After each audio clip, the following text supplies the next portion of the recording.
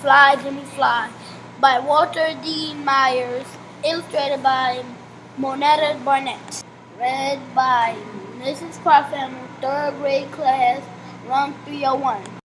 The shadows of two swooping sparrows swept through the alley. The circled Jimmy sitting on the back step of his house. Jimmy looked up through the tingle-tangle of the television antennas and clotheslines and fire escapes to where the birds could make little circles in the sky.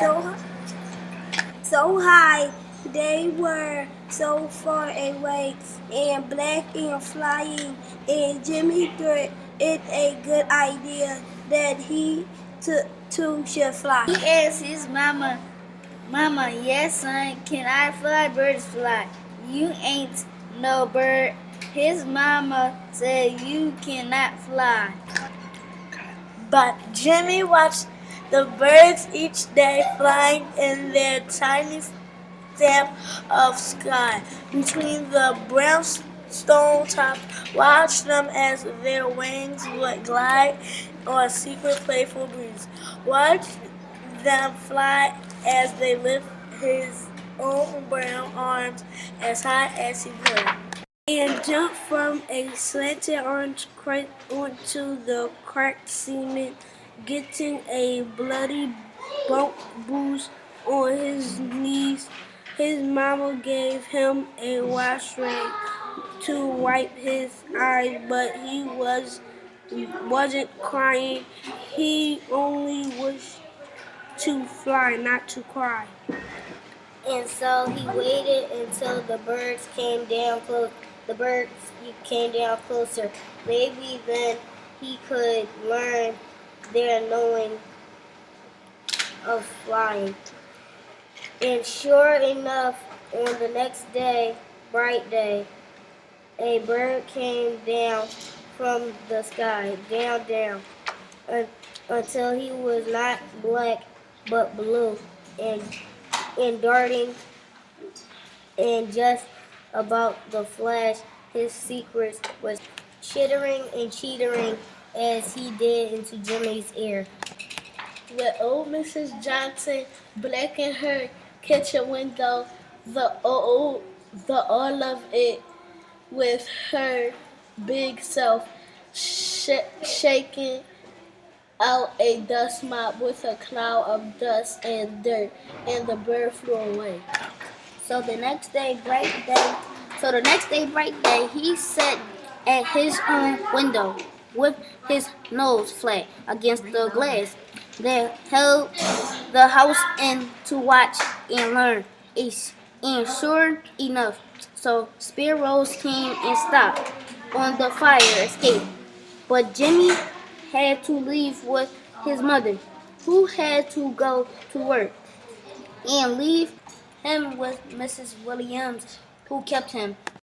And from his house he saw no birds except in his head, where they flew in tunes as he danced about. Still another time he heard that a woman had a bird in a cage, and so he knocked on her door and said amen when she asked who it was that knocked.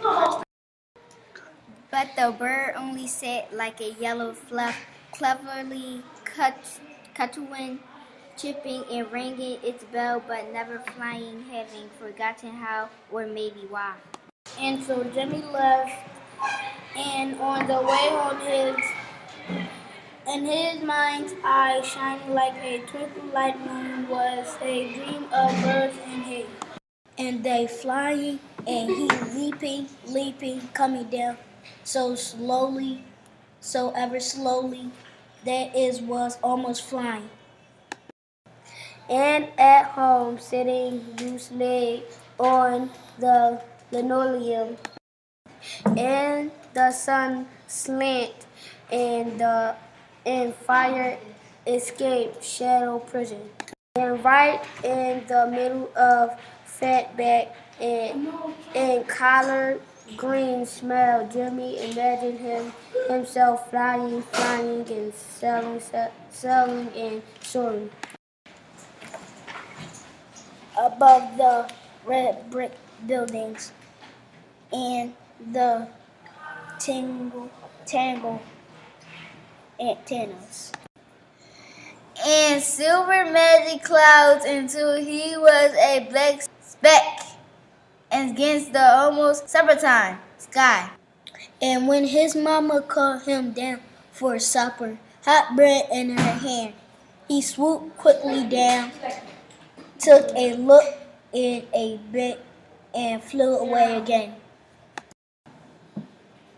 And all the next days, bright days, whenever he wished to fly days, he would close his eyes,